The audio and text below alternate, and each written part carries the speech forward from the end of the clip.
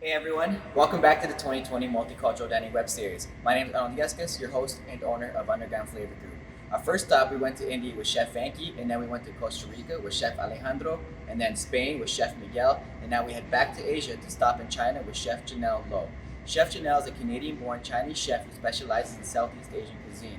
With experience in places like Hong Kong, Toronto, Montreal, and Kitchener-Waterloo, Chef Janelle founded My BF is GF, which is a platform for her to showcase her gluten-free events, caterings, blogs, and so much more. So without saying any more, let's go jump in the kitchen and hang out with Chef Janelle. Hey Chef Janelle, such a pleasure to have you here and welcome to the Marketplace Kitchen at the Kitchen Farmers Market. Thank you. It's great to have you here representing China, of course. I know you're very talented and your food is very authentic, so I'm looking forward to seeing it. Do you just want to explain a little bit to our viewers what you're going to be cooking today? Yeah, absolutely. So the dish I'm cooking today is called Tofu, and basically it's a quintessential dish in China. I think the name actually just means pockmarked old lady or pockmarked grandmother, Okay. which is a little random, but I think it refers back to the woman who actually invented this dish, and it's her tofu. But some qualities of this dish is that it's super saucy, it's punchy, spicy, and you eat it with white rice. That's not an option because it just soaks up all the goodness in the sauce. Yeah. Perfect. That sounds delicious. I'm looking forward to it, and I guess we'll jump into it. Perfect. Sweet. All right. So, what are some of the ingredients we're going to be cooking with today? So today we have some ground pork. What's great about this dish is that it's very cost effective and doesn't require much at all. It's about 100 grams. We have some medium firm tofu. I wouldn't go anything firmer than that because part of this dish is what makes it so luscious, is medium firm tofu or soft tofu. We have some ginger, garlic, some black bean paste, which is like a fermented soybean actually, and it's sort of the same process as if you were to make soy sauce. And this is called doubanjiang, which is a chili paste that's also fermented with fava bean. But these are both items that are harder to find unless you go to an East Asian or Chinese supermarket.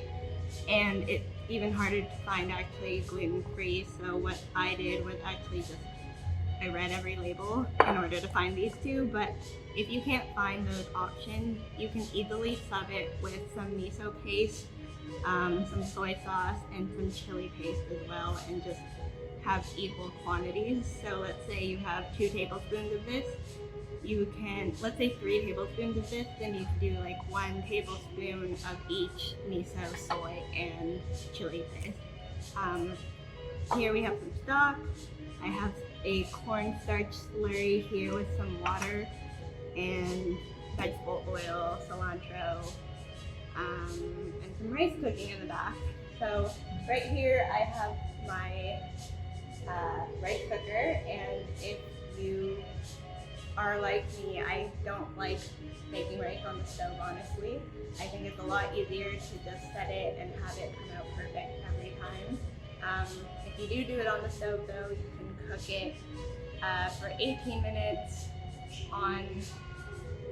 you bring it to a boil, medium low heat. The quantities are about 1 to 1.5, and then put a lid on it, turn it down to simmer, and it should be good. Awesome. That sounds really good. And I agree that a rice cooker is the way to go, 100%. It's definitely a staple in my cooking as well. I use that thing every day. So I know you mentioned that these pastes here are gluten-free. So is this entire dish here gluten-free, or can it be made gluten-free? This entire dish can be made gluten-free. However, you need to be careful if you eat it at restaurants because these pastes may contain gluten at times, and depending on if it's homemade stock or carton stock, that could also have surprise gluten in it. So as long as you make it at home, it can definitely be gluten-free, yeah. Perfect. And you definitely recommend to read your labels, right? Yes, just read your labels. Perfect. Awesome.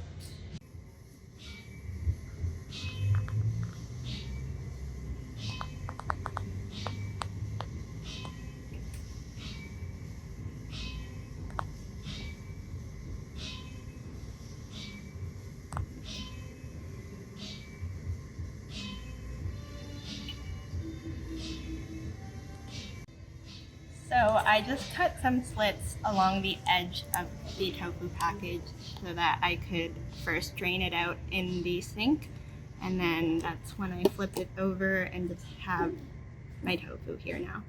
And all I need to do is cut it into cubes. So I'm gonna actually flip it this way and cut it into 3 sections.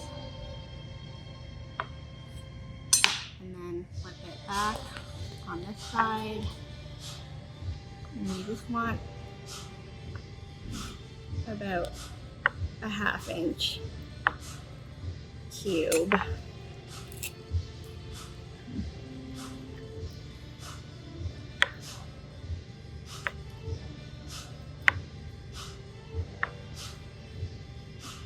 That's it.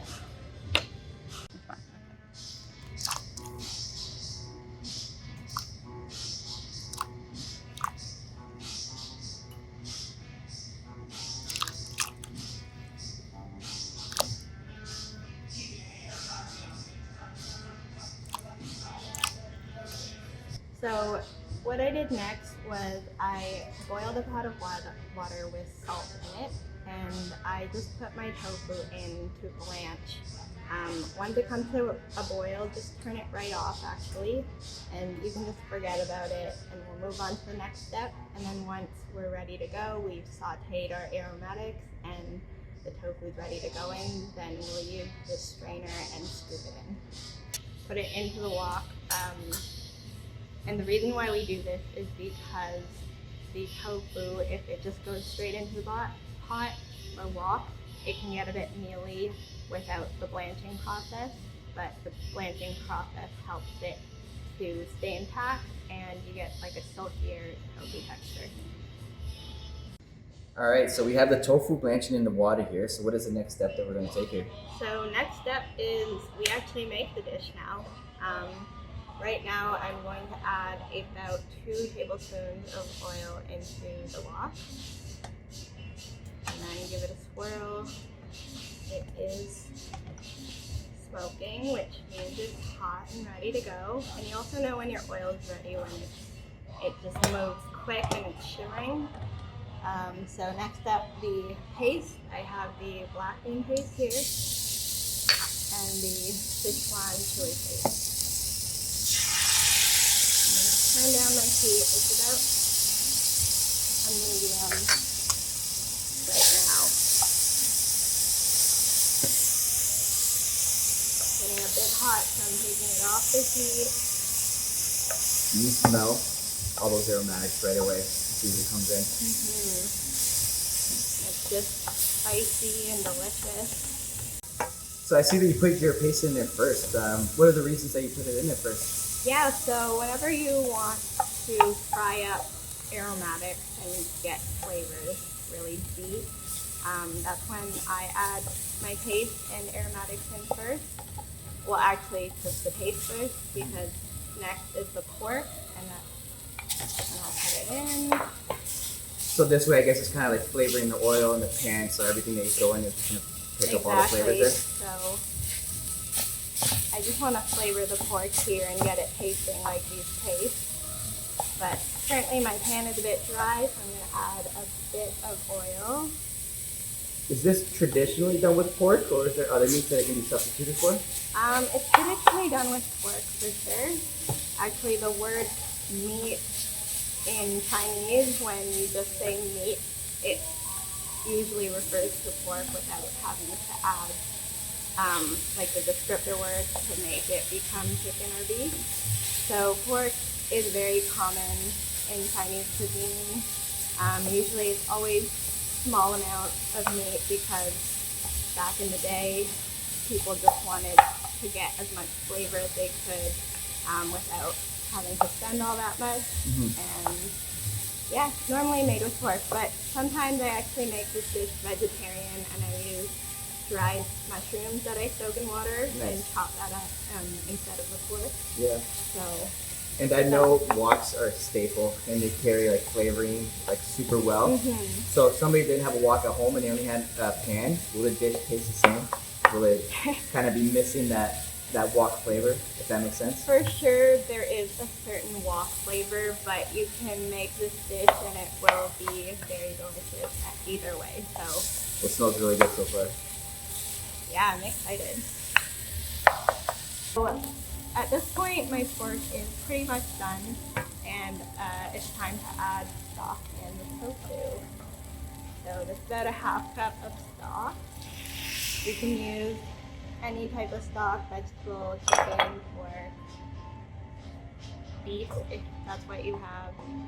Honestly, I don't think that the stock flavor is overpowering because the sauces are actually pretty pungent. Okay, so now I'm gonna turn this up and add my tofu.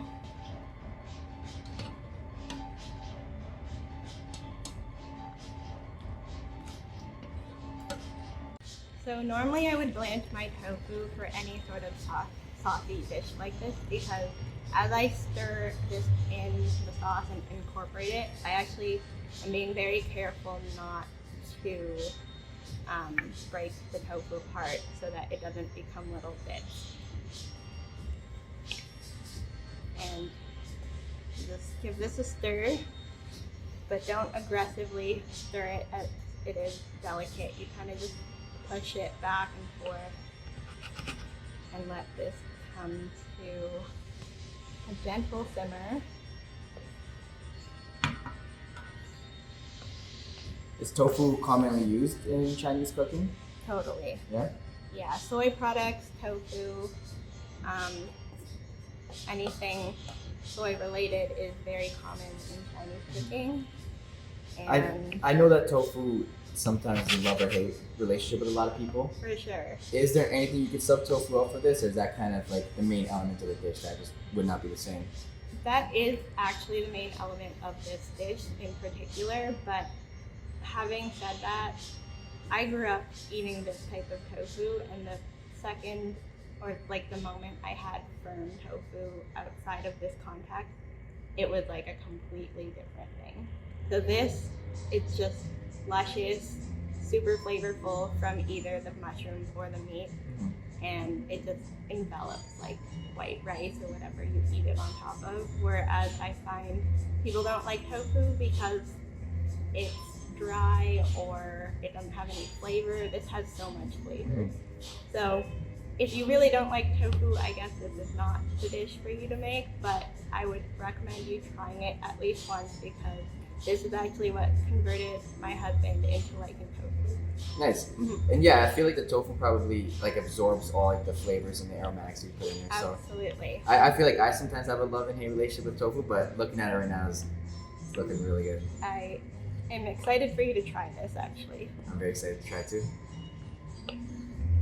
So once you've stirred it around a bit and the tofu has absorbed some of the sauce, it's ready to be thickened with the cornstarch slurry.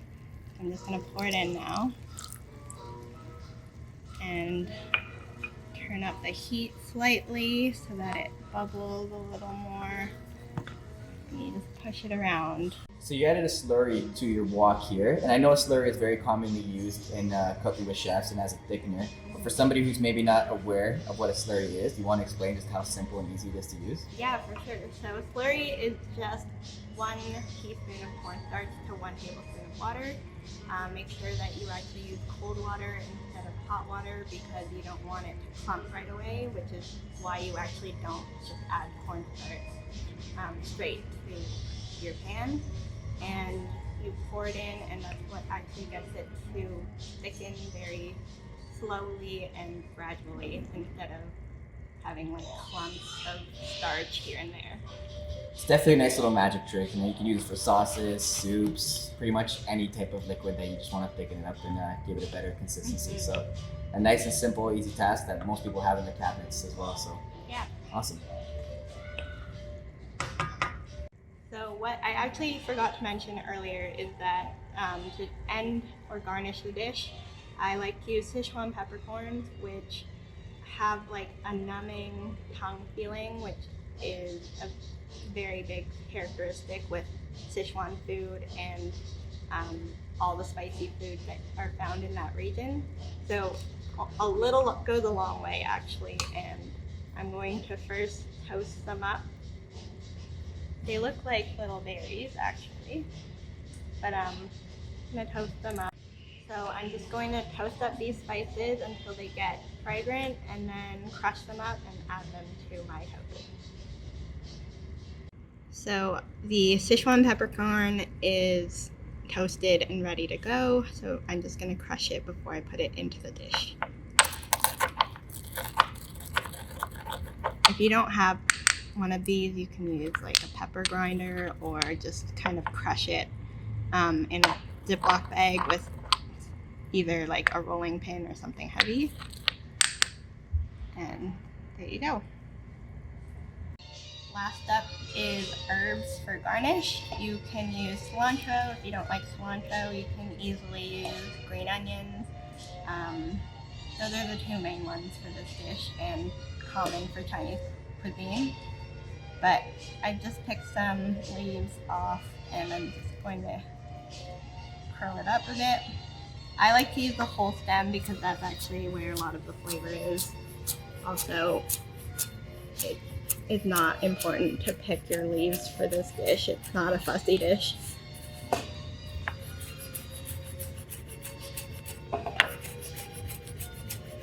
You just go at it a couple times and you're good.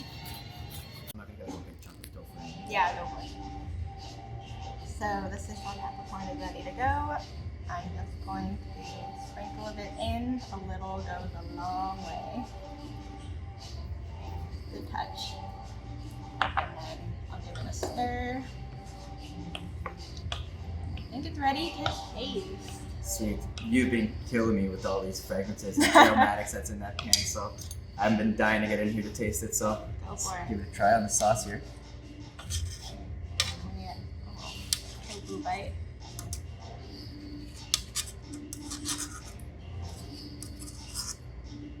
Ooh, a little spice at the end, man. A little kick. That's really good. Oh my god. That's really good. Yeah. I love the heat that you have in there. I'm a very, very, very big spice guy.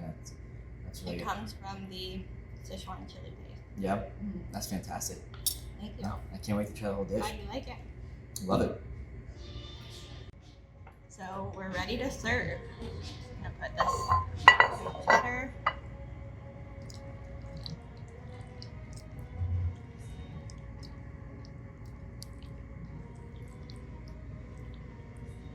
Ooh, it's a bit saucy. Your greens, some sesame seeds,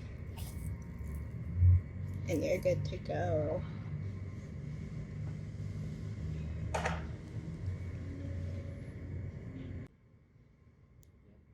Do the best that we can.